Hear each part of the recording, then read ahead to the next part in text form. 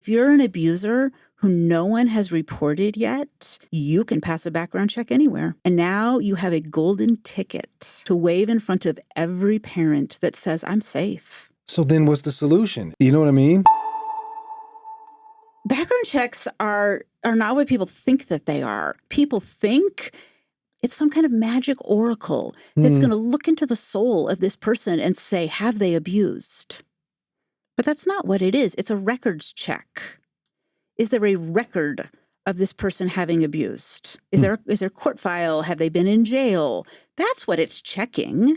So the background check is a checking of their record.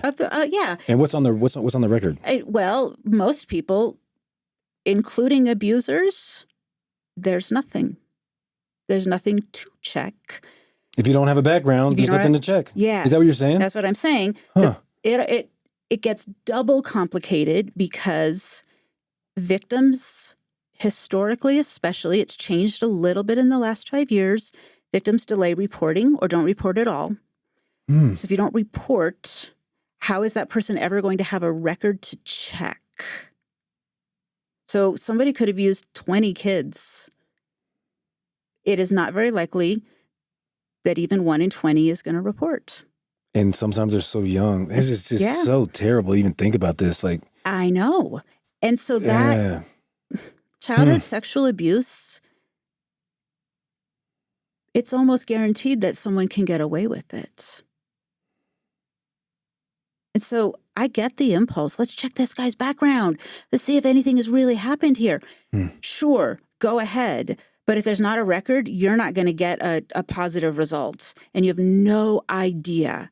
Is this person someone who's actually safe to be around kids? Or is this a person who is very well practiced at being around kids and abusing them and manipulating them into being quiet? You have no idea. When it comes to background checks, it almost sounds like, well, then I guess then what are we going to do? Background checks don't work, right? Yeah. So here's the complication with background checks. Occasionally, they catch somebody.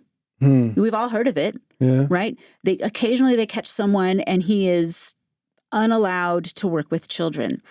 And that sticks in people's minds as, see, they work. Okay. We might have saved even one child, and that's worth it. And there's part of me that's on board with that. I don't want a repeat offender anywhere near children, right? So very, very good on that. But now it causes a new problem. What's that? Parents, number one, don't understand what a background check is. They don't understand what is being checked and why there's nothing there to find. And they're busy. Adults need shorthand ways to understand things.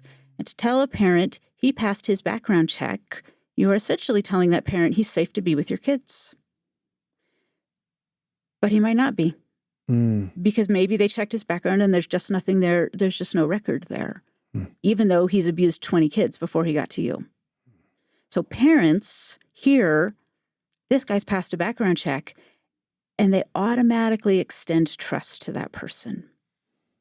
So if you're an abuser who no one has reported yet, you can pass a background check anywhere.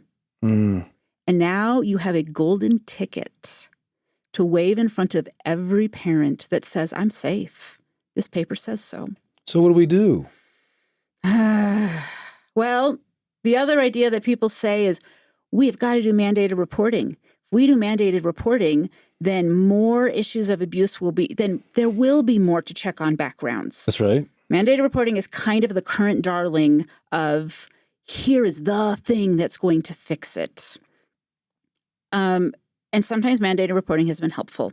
Yeah. And I'm so happy for that. Here's the problem. So when somebody's going to make a child abuse report, what they're doing is they're calling Child Protective Services. That's right. If they can call 911, but 911's going to direct them to CPS because CPS is the arm of law enforcement that deals with this. Okay. So in whatever state, they have this level normally of abuse cases to deal with. Pretty steady.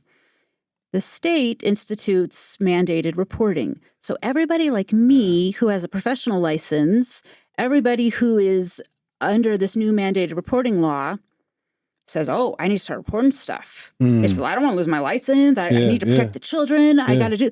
So what happens is reports of abuse go radically up by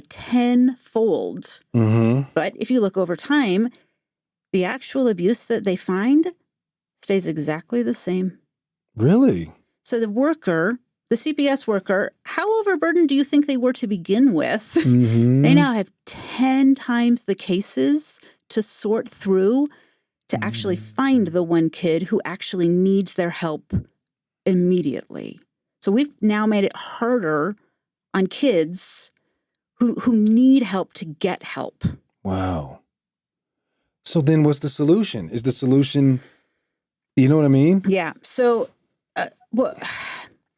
the only sensible way to think about it, if there's not a magic bullet that's going to fix this, you kind of got to think about it like Swiss cheese. Yeah. Right?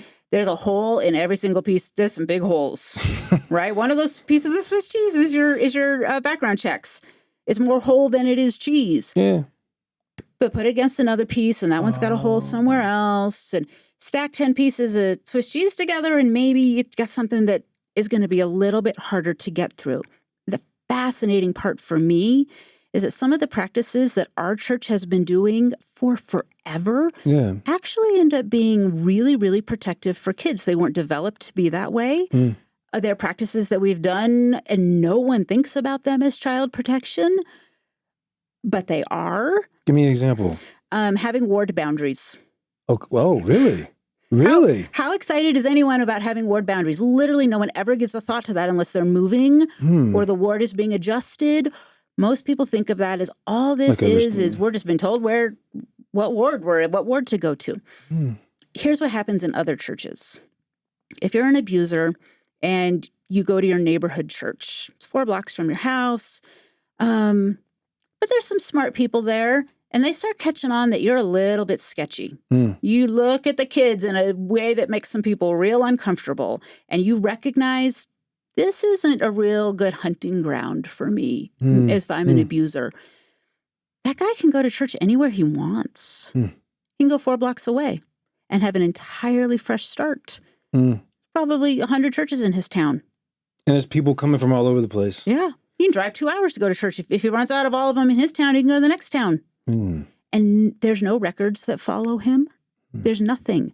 However, if he were in our church and he's living within a ward boundaries, and you're expected to go to the ward in your boundaries, and the people in your ward are looking at you sketchy, he does things that make us real uncomfortable with the kids. Everyone knows it. And you can't just go, if you want to go to another ward consistently, you would have to get permission, and it's kind of cumbersome, right? And you would have to have a real reason. Yeah. And maybe he can make up a reason one time. But can somebody like that do that for life? Probably not. You're expected to go to church with your neighbors, and your neighbors know some things about you. The one that naturally follows here is we have an entirely different system for people working with children than other churches do. Really? In most Protestant churches, at least, you could walk in the front door for the first time, express interest in joining the church, go through whatever process they have, express interest in helping with the kids, go through whatever trainings they have. You go through your background check. You could go through anything. But within 2 months, maybe 6 weeks, you can be teaching Sunday school with a kid in your lap. Right? In our church, it's different.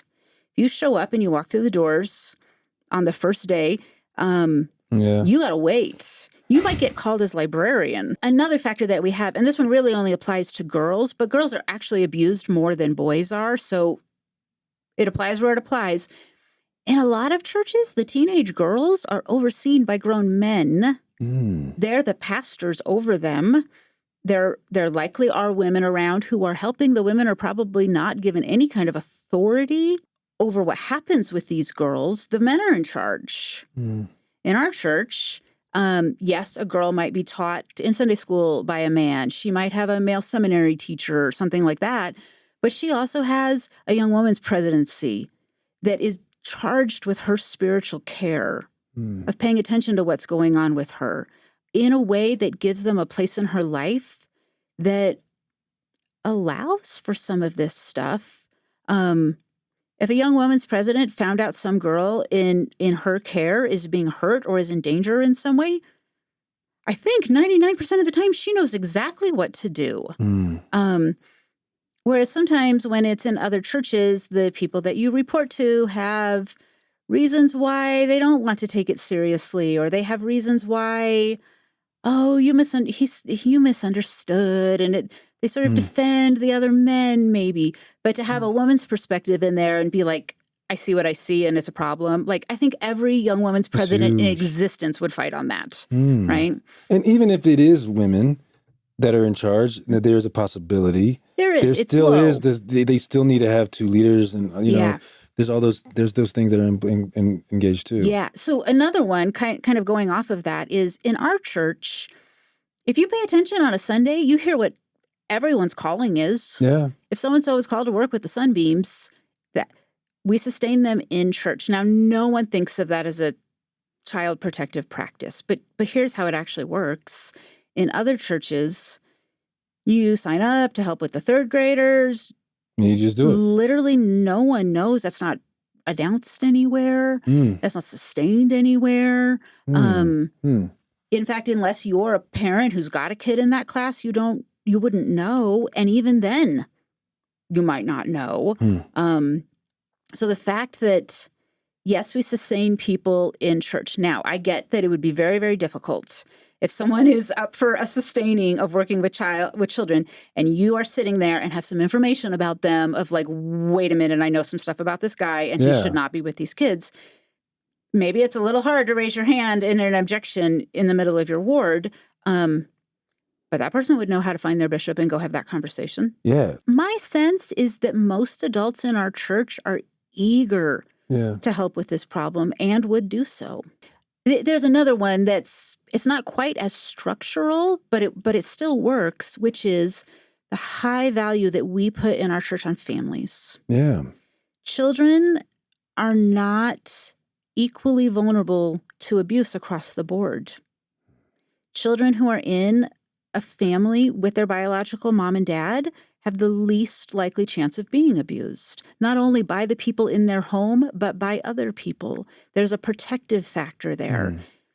It's even true when the children live just with a dad. It disappears when the children live just with mom. But the idea that there's a father in this child's life has some kind of societal implication for people who are wanting to hurt children, and they pass and find another child who is more vulnerable, right? Who's needier, who lacks some parental attention, right? And they go after those kids because those kids are more malleable.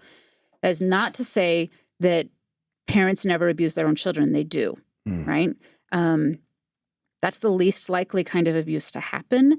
Kids who live in two-parent families are less likely to be abused by family members and strangers alike. That's a protective factor. No one emphasizes family as much as we do.